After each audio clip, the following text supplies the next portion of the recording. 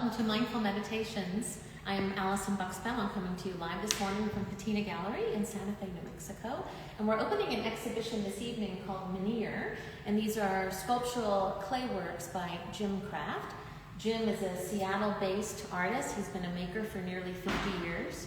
And I want to really take advantage of the video and really show you these works more in detail and talk a little bit more about Jim and the wonderful artist that he is.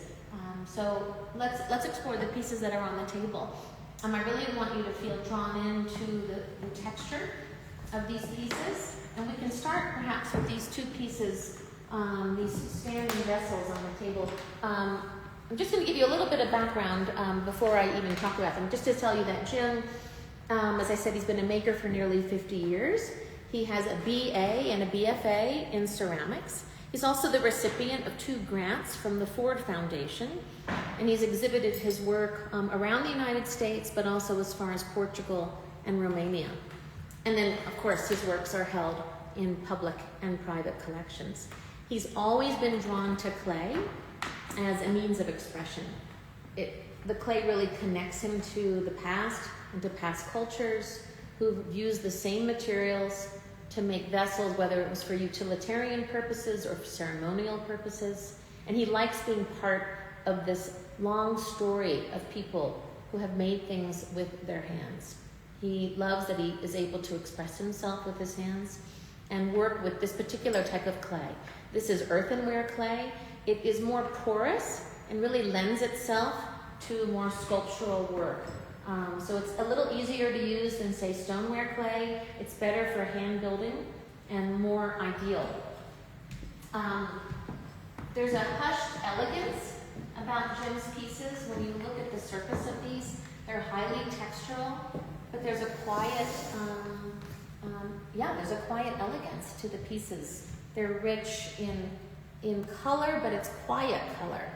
When he's making these pieces, most of them are made from slabs of clay that he's extruded.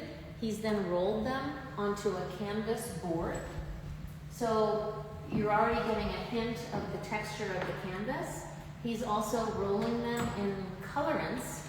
You know, the clay itself is very quiet and has this very neutral body that's sort of this sort of tan white color. So that adding those colorants while still earthy, it just gives it for a little bit of contrast, but it's almost, the blue is it's not quite celadon. Some of them are a little bit more celadon, but there's a rutile blue element to it. But in any event, when he's building these pieces, they have to be built layer by layer, and each layer has to dry. It takes about a day to dry each layer. So making a piece like this takes several weeks. He can only fire one piece at a time. But he builds them layer by layer, like coiling a pot. Each layer is connected with lacquer and slip. And so as the days go by and he's completed a piece such as this, the piece is then fired. And then he goes back in afterwards and he adds a layer of brown slip. And this is a great example to really show you. After the slip is dried, he goes back in a day later and he rubs off that slip with a sponge, a wet sponge. So that brown slip really sort of makes its way into the cracks of and the texture of the piece, but it's rubbed off the surface. And it just heightens all the contrast of the color. And any place where he's scored or marked the clay has a really ceremonial quality to it. The piece is then glazed. On a piece like this, there's just a single glaze, layer of glaze on the outside. That is then also rubbed off, so that glaze is, again, just sitting in the cracks of the piece. He really wants the surface to absorb light and not reflect light. When you look at a vessel, and we can look at the one that's here, you can see he's got 3 layers of glaze inside the piece. So this is reflecting the light. And then you can see how he pushes sticks or sometimes leaves on the inside of a piece. So you've got the contrast of the highly reflective surface and then this beautiful outside surface. They're so rich in texture and again, these markings. But they do connect us to our past and the way different cultures would mark the walls of a cave, or they would mark vessels. The title of the show is Menhir, and these two pieces on the table are menhir. Menhirs were made in medieval times. I think the Bronze, I believe it was the Bronze Age, but they were placed by humans on the land into the ground. If you've, obviously Stonehenge is made of menhirs, these monolithic forms that are rising out of the earth. If you've watched the series Outlander, these are menhirs where when the stone is touched, it transports you to a different time. And these are really not that different. They're meditative. They also transport you to a different time in a different place. These pieces are really more sculptural than maybe some of the early works that Jim made in the early part of his career, where he was really bound to make pieces that were more utilitarian. These, he doesn't have to worry about the gravity of needing a functional piece. These are functional in that they hold space and they take space, but it's a quiet space. This is probably the largest, most horizontal piece called Logjam in the exhibition. He's inspired by baskets and basket weaves. So each layer, a bit like coiling, but they're cut in sections. Some are round, some are square. You can see the surface of that glaze that's helping to adhere with the slip, each layer one upon the next. It also pushes the clay into the lower layers with a wooden dowel. So it helps bind and fuse each layer to the next. There's a piece in the back corner here called Terrapin, and I love the outside. Again, that's one of the beauties of a vessel. They really pull you in. So when you start to explore the outside of this piece and the subtlety of these sort of peachy brown and blues, and then as you crawl up and you get past this textured lip, it then pulls you right inside the vessel, where he's created this almost like a whirlpool on the inside with these lines. He's pressed into the clay. It looks like perhaps maybe a piece of bamboo or stick of some kind, but there's all this motion that pulls you in. This piece can be displayed on the stand or without. He's got some little silicone pieces on the bottom. You can really explore the beauty of all the surfaces. It looks like he's pressed some fabric into the clay here, this hush sort of ash blue color on the outside edge.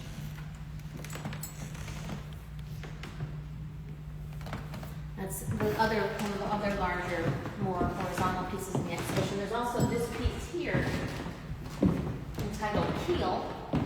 This piece needs to be displayed on the stand, but I love this crisp sort of turquoise blue along the lip, but you also see sort of cracked and crazed lines here echoing that blue, almost like crystal opal found in the host rock.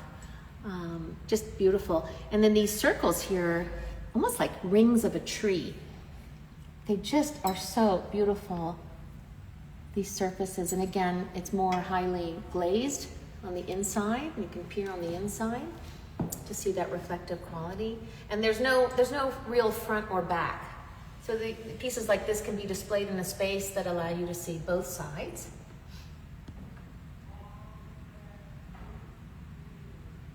And then I also like the variety of scale of the pieces in the exhibition. We have pieces that are, some are 10 or 11 inches tall and some that are 30 inches tall, like the large menhirs.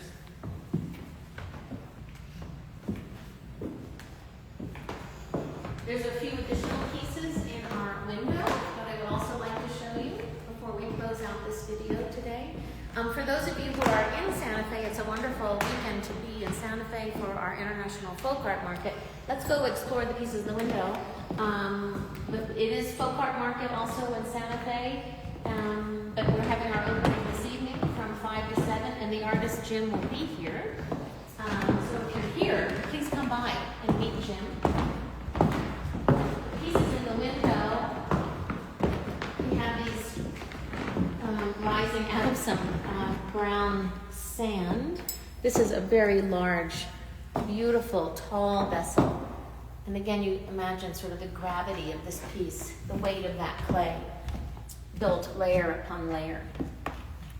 And then intentional holes in the piece. The clay, once it's extruded and rolled, it's torn, it's ripped, and it's cut and layered. So all of these markings are all intentional. And then this large white keep, where he has the structure on the one side where it's closed, and then it's opened up on this side. There's also this large keep here, again, tight on one side, a little bit more restricted in a way, and then really opened on this side, and these cross members on the side. This is keep number 12. They're all one of a kind, as you can imagine. And just beautiful. So these are really just marvelous meditations in clay, and really well suited for our meditation series and talking about artists who really spend their time, their quiet time in their studios, making these pieces to bring so much inspiration and joy to our lives as visual remembrances. And he will be remembered amongst many artists who've come before him to work in clay.